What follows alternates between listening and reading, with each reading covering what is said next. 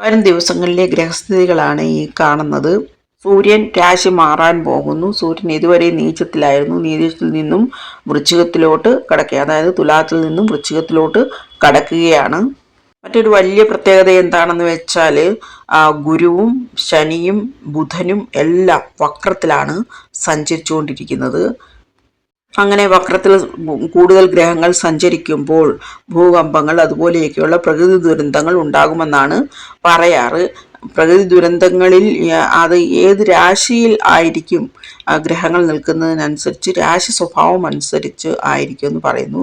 അപ്പോൾ ഇവിടെ ജലരാശിയിലാണ് കൂടുതൽ നിൽക്കുന്നത്. അതുകൊണ്ട് ജലത്തിലുള്ള കുഴപ്പങ്ങളാണ്, അതായത് കൊടുങ്കാറ്റുകൾ, ഇങ്ങനെ ജലത്തിൽ വരുന്ന തൂഫാനുകളില്ലേ, അതുപോലെയൊക്കെയുള്ളത്.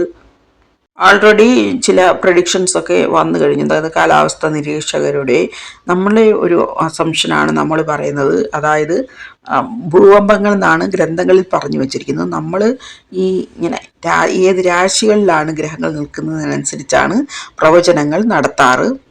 ഒരു 35 പേരോളം നമ്മളെ സ്ഥിരം ഇങ്ങനെ ഫോളോ ചെയ്യുന്നവരുണ്ട് ഈ പ്രവചനങ്ങളിൽ. അത് അവർക്ക് വേണ്ടിയാണ് പിന്നീട് ഇടുന്നത്, അല്ലെങ്കിൽ ഇപ്പോൾ ഇടണ്ടെന്ന് വിചാരിച്ചതാണ്. പിന്നെ ഇത്രയും വലിയ ഗ്രഹസ്ഥിതികളൊക്കെ വരുമ്പോൾ പറയാതിരിക്കുന്നത് ശരിയല്ലോ, അതിനുവേണ്ടി പറയുകയാണ്. ചന്ദ്രൻ എപ്പോഴും രാശി മാറുന്നതുകൊണ്ട് ചന്ദ്രപ്രഭാവം അത്രയും ഇല്ലെങ്കിലും മറ്റ് ഗ്രഹങ്ങൾ രാശി മാറുമ്പോൾ എന്തെങ്കിലുമൊക്കെ സംഭവിക്കാറുണ്ട്. ഇവിടെ ഇപ്പോൾ പ്രവചനങ്ങൾ വന്നിരിക്കുന്നത് ഈ അഗ്നിപർവ്വതങ്ങൾ നിരനിരയായിട്ട് ഇങ്ങനെ അഗ്നിപർവ്വതങ്ങൾ, അതായത് നമ്മൾ നേരത്തെ പറഞ്ഞു ഈ അഗ്നി മൂലമുള്ള പ്രശ്നങ്ങൾക്കുള്ള സാധ്യതയുണ്ടെന്ന്. അതേപോലെ അഗ്നിപർവ്വതങ്ങളെ കുറിച്ചൊരു മുന്നറിയിപ്പ് വന്നു കഴിഞ്ഞു. പിന്നെ വന്നത് കൊടുങ്കാറ്റുകളെ കുറിച്ചാണ്. അത് നമ്മളിപ്പോൾ പറഞ്ഞതനുസരിച്ച് അത് സംഭവിക്കാനുള്ള സാധ്യതയുണ്ട്. കാരണം 5 ഗ്രഹങ്ങൾ ജലരാശിയിൽ നിൽക്കുകയാണ്. പ്രധാനപ്പെട്ട 5 ഗ്രഹങ്ങൾ ജലരാശിയിൽ നിൽക്കുന്നു. അതുകൊണ്ട് തന്നെ ജലസംബന്ധമായ കുഴപ്പങ്ങൾ ഉണ്ടാകാനുള്ള സാധ്യത വളരെയധികം കൂടുതലാണ്. ഓർത്ത് നോക്കൂ, നമ്മൾ ഇതുവരെ നടത്തിയ പ്രവചനങ്ങൾ പ്രത്യേകമായിട്ടുള്ള സിദ്ധാന്തങ്ങൾ അനുസരിച്ച് തന്നെയാണ് എല്ലാം നടക്കുന്നത്. ഇപ്പോൾ ആത്മകാരക ഗ്രഹം സൂര്യനാണ്, ഉടനെ തന്നെ അത് ധാരകാരകനാകും. അതുപോലെ ചില ദിവസങ്ങളിൽ ചന്ദ്രനാവും ആത്മകാരകൻ, ചില ദിവസങ്ങളിൽ ചന്ദ്രൻ അമത്യകാരകനാകും. കൂടുതൽ ദിവസങ്ങളിലും ശുക്രനാണ് അമത്യകാരകൻ, അതായത് സൂര്യനെ നിയന്ത്രിക്കുന്നത് ശുക്രനാണ്. പിന്നെ നമ്മൾ നോക്കാറ് ഗ്രഹദൃഷ്ടിയാണ്. ഗ്രഹദൃഷ്ടികൾ നോക്കുമ്പോൾ ശനി അത് നിൽക്കുന്ന രാശിയിൽ നിന്നും 3, 10, അതുപോലെ തന്നെ 7 ഈ രാശികളിലോട്ടായിരിക്കുമല്ലോ നോട്ടം. 7ലോട്ട് സമ്പൂർണ്ണ നോട്ടം, മറ്റേത് സ്പെഷ്യൽ ദൃഷ്ടികളാണ്. നേരത്തെ പറഞ്ഞിട്ടുണ്ടോ നോക്കിക്കോണേ. അപ്പോൾ അതനുസരിച്ച് കാലപുരുഷ ചാർട്ടിൻ്റെ 2ാം ഭാവത്തിലോട്ടും 9ാം ഭാവത്തിലോട്ടും ദൃഷ്ടിയുണ്ട്. അതുകൊണ്ടാണ് ഈ ചെറിയ ഭാഗ്യതടസ്സങ്ങൾ വരുന്നത്. പിന്നെ അതുപോലെ ഈ ഭക്ഷണ സംബന്ധമായ പ്രശ്നങ്ങൾ കൊണ്ട് വളരെയധികം ബുദ്ധിമുട്ടുകൾ ഉണ്ടാകുന്നതൊക്കെ ഈ ശനിയുടെ 3ാം ദൃഷ്ടി കൊണ്ടാണ്. രാഹുവിന് 5, 9, 7 ഈ രാശികളിലോട്ടാണ് ദൃഷ്ടി അത് നിൽക്കുന്ന സ്ഥിതിയിൽ നിന്നും. അപ്പോൾ കാലപുരുഷ ചാട്ടിൻ്റെ 3, 7 ഭാവങ്ങളിലോട്ട് രാഹു ദൃഷ്ടിയുണ്ട്. അപ്പോൾ 7 നിൽക്കുന്നത് ശുക്രനാണ്. ശുക്രനെയും രാഹു ദൃഷ്ടി ചെയ്യുന്നുണ്ട്. പിന്നെ കേതുവിൻ്റെ അതുപോലെ തന്നെ നമ്മൾ നോക്കണം. 5, പിന്നെ 9, അതായത് ലഗ്നത്തിലോട്ട് കേതുവിൻ്റെ നോട്ടമുണ്ട്, ഭാഗ്യസ്ഥാനത്തോട്ടും കേതുവിൻ്റെ നോട്ടമുണ്ട്. അപ്പോൾ നമ്മൾ ഓർക്കണം, ഭാഗ്യസ്ഥാനത്തോട്ട് ശനിയുടെയും കേതുവിൻ്റെയും നോട്ടമുണ്ട്. പിന്നെ കുജൻ്റെ ദൃഷ്ടിയാണ് 4, 8. കുജൻ രാഹുവിനെ നോക്കുന്നുണ്ട്. പിന്നെ മിഥുനൻ രാശിയിൽ. അപ്പോൾ മിഥുനൻ രാശിയിലോട്ട് ഇത്രയും ഗ്രഹങ്ങളുടെ നോട്ടമുണ്ട്. നമ്മളിപ്പോൾ പറഞ്ഞ അത്രയും ഗ്രഹങ്ങളുടെ നോട്ടമുണ്ട്. അതുകൊണ്ടാണ് ഈ മിഥുനൻ രാശിക്കാർക്ക് ഇത്രയും പ്രശ്നങ്ങൾ. എനിക്കറിയാവുന്ന മിഥുനൻ രാശിക്കാർക്കൊക്കെ വലിയ വലിയ പ്രശ്നങ്ങൾ ഉണ്ടായിട്ടുണ്ട്. അതിന് പ്രധാന കാരണം ഇത്രയും ഗ്രഹങ്ങൾ ഇങ്ങനെ നോക്കുന്നത് കൊണ്ടാണ്. പിന്നെ ജൈമിനി സിദ്ധാന്തം അനുസരിച്ച് ഉഭയരാശിയിൽ നിൽക്കുന്ന ഗ്രഹങ്ങൾ അങ്ങോട്ടും ഇങ്ങോട്ടും നോക്കും. അപ്പോൾ ഇനി ചന്ദ്രൻ നാണ്ട് ഉഭയരാശിയിലോട്ട് വരികയാണ്, കന്നിയിലോട്ട് വരികയാണ്. അപ്പോൾ ഈ കന്നിക്ക് പറഞ്ഞിരിക്കുന്ന രാജ്യങ്ങളില്ലേ, ഒന്ന് നോക്കിക്കോണം. ആ ലിസ്റ്റ് നേരത്തെ കൊടുത്തിട്ടുണ്ട്. ആ രാജ്യങ്ങളിൽ ഇങ്ങനെയുള്ള പ്രകൃതി ദുരന്തങ്ങൾ ഉണ്ടാകാനുള്ള സാധ്യത വളരെയധികം കൂടുതലാണ്. പ്രത്യേകിച്ചും ഭൂകമ്പം ഉണ്ടാകുന്നോ നോക്കണം. ഇവിടെ നമ്മളൊരു പുതിയ സിദ്ധാന്തമാണ് നോക്കാൻ പോകുന്നത്. ഇതുവരെ നമ്മൾ അല്ലാതെ നോക്കുന്ന കാര്യങ്ങളെല്ലാം തന്നെ കൃത്യമായിട്ട് വളരെയധികം കൃത്യമായിട്ട് വരാറുണ്ട്.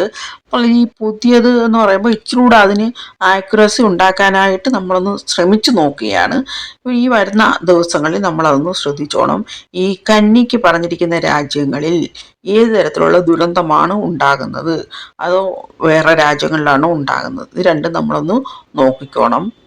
പിന്നെ കൂടുതൽ ഗ്രഹങ്ങളുടെ പ്രഭാവമുള്ളത് മിഥുനം രാശിയിലോട്ടാണ്. അപ്പോൾ മിഥുനത്തിന് പറഞ്ഞിരിക്കുന്ന രാജ്യങ്ങളില്ലേ, അവിടെ എന്തെങ്കിലുമൊക്കെ സംഭവിക്കുന്നുള്ളൂ. ഇതും കൂടി നമ്മളൊന്ന് നോക്കിക്കോണം. കൂടുതൽ പ്രശ്നമുണ്ടാകുന്ന അയൽ രാജ്യങ്ങൾ തമ്മിലായിരിക്കും. എന്തുകൊണ്ടെന്നാൽ ആ അയൽ രാജ്യങ്ങളുടെ സ്ഥാനമായ 3-ാം സ്ഥാനത്തോട്ട് രാഹുവിൻ്റെയും കുജന്റെയും ശനിയുടെയും എല്ലാം ദൃഷ്ടിയുണ്ട്. പറയുന്നത് അങ്ങ് കടുപ്പിച്ച് അങ്ങ് വ്യക്തമായിട്ടും അങ്ങ് പറയാത്ത, നേരത്തെ അങ്ങനെ ആയിരുന്നു നമ്മൾ പറഞ്ഞുകൊണ്ടിരുന്നത്. അങ്ങനെ പറയാത്ത എന്താണെന്ന് വെച്ചാൽ ഈ കുജനിലോട്ടും രവിയിലോട്ടും ബുധനിലോട്ടുമൊക്കെ ഗുരുവിൻ്റെ ദൃഷ്ടിയുണ്ട്. പക്ഷെ ഗുരു വക്രത്തിലുമാണ്. 3-ാം സ്ഥാനം ശ്വാസസ്ഥാനവും കൂടിയാണ്. അതുകൊണ്ട് തന്നെ ഈ ശ്വാസ സംബന്ധമായ പ്രശ്നങ്ങൾ അല്ലെങ്കിൽ അതുമൂലമുള്ള കുഴപ്പങ്ങളൊക്കെ ഉണ്ടാകാനുള്ള സാധ്യത വളരെയധികം കൂടുതലാണ്. അത് കുറേ നാളായിട്ട് ഇങ്ങനെ നിൽക്കുകയല്ലേ. അതെപ്പോഴും പറയുന്നതാണ്. ശനി ദൃഷ്ടിയുണ്ട് അങ്ങോട്ട്, അതുപോലെ രാഹുവിൻ്റെ ദൃഷ്ടിയുമുണ്ട്.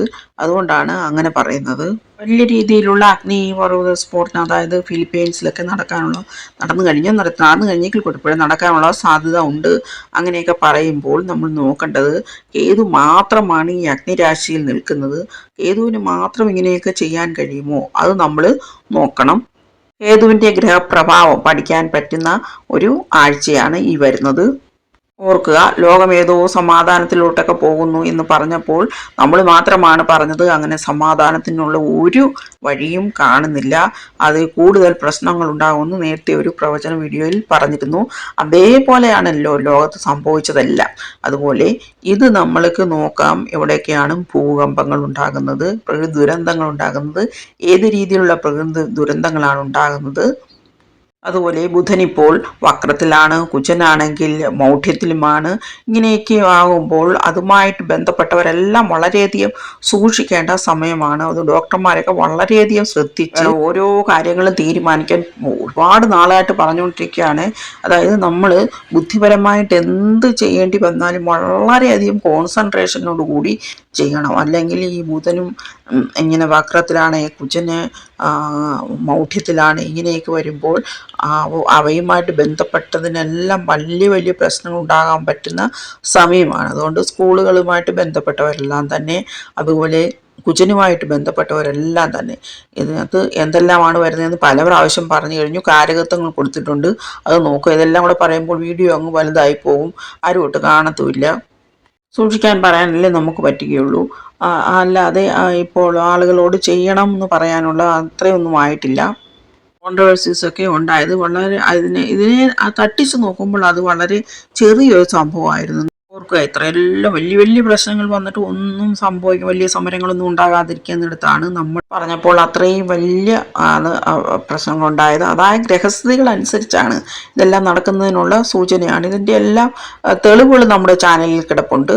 അപ്പോൾ എന്തൊക്കെയാണ് സംഭവിക്കാൻ നോക്കിയിട്ട് അത് ചന്ദ്രനുമായിട്ട് ബന്ധപ്പെടുത്താനും കൂടി നമ്മളൊന്ന് ശ്രമിക്കാം. അത് അടുത്ത വീഡിയോയിൽ പറയുന്നതായിരിക്കും. ഇപ്പോൾ നമുക്ക് നമ്മുടെ രാജ്യത്തിന് വേണ്ടിയും ഭഗവാന്റെ ഭക്തന്മാർക്ക് വേണ്ടിയും പ്രാർത്ഥിക്കാം. ഓം നമഃ ശിവായ.